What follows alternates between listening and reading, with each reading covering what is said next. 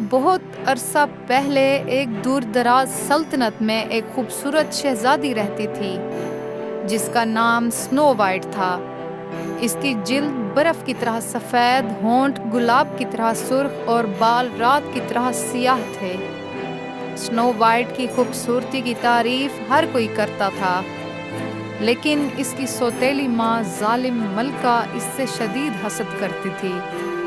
ملکہ کے پاس ایک جادوئی آئینہ تھا جس سے وہ ہر روز پوچھتی، آئینہ آئینہ، دیوار پہ سب سے حسین کون ہے؟ آئینہ ہمیشہ جواب دیتا، آپ سب سے حسین ہیں۔ لیکن ایک دن آئینہ بولا، سنو وائٹ سب سے حسین ہے۔ ملکہ حسد سے پاگل ہو گئی اور اس نے سنو وائٹ کو ختم کرنے کی سازش کی۔ اس نے ایک شکاری کو بلایا اور حکم دیا کہ سنو وائٹ کو جنگل میں لے جا کر قتل کر دو اور اس کا دل ثبوت کے طور پر لے آؤ۔ مگر شکاری کا دل نرم ہو گیا اور اس نے سنو وائٹ کو چھوڑ دیا۔ اس نے اسے کہا کہ وہ دور بھاگ جائے اور کبھی واپس نہ آئے۔ سنو وائٹ خوف زدہ اور اکیلی جنگل میں بھٹکتی رہی، یہاں تک کہ اسے ایک چھوٹا سا کاٹیج ملا۔ اندر ہر چیز چھوٹی تھی، کرسیوں سے لے کر بستروں تک۔ تھکن سے چور وہ کئی بستروں پر سو گئی۔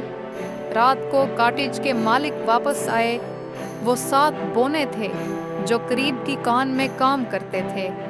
ان کے نام ڈاگ، گرومپی، ہیپی، سلیپی، بیشفل، سنیزی اور ڈوپی تھے۔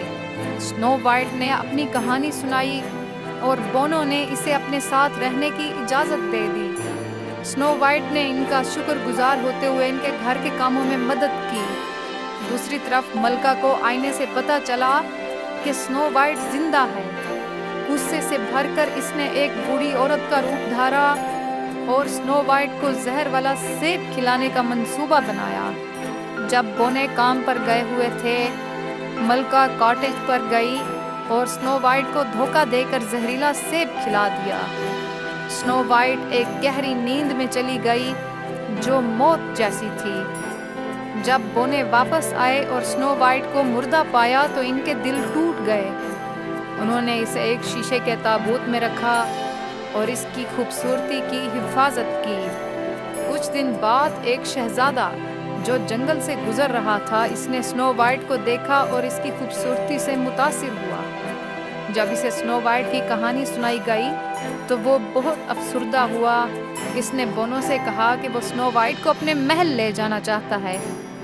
جب وہ تابوت کو اٹھا رہے تھے، زہریلا سیب سنو وائٹ کے گلے سے باہر نکل گیا اور وہ جاگ اٹھی۔ سنو وائٹ کو زندہ دیکھ کر سب خوشی سے جھوم اٹھے۔ شہزادہ اور سنو وائٹ کو محبت ہو گئی اور وہ شادی کے بندھن میں بندھ گئے۔ ظالم ملکہ نے جب یہ خبر سنی تو حسد سے پاگل ہو گئی اور کبھی نظر نہ آئی۔ سنو وائٹ اور شہزادہ ہمیشہ خوش رہنے لگے اور بونے ان کے قریبی دوست بن گئے۔ یہ تھی ہماری آج کی کہانی۔ امید ہے کہ سب بچوں کو پسند آئی ہوگی۔ اگر آپ کو ہماری ویڈیوز اچھی لگیں تو لائک، شیئر اور آپ کے اپنے چینل کڈزی اسٹوری لینڈ کو سبسکرائب کرنا نہ بھولیں۔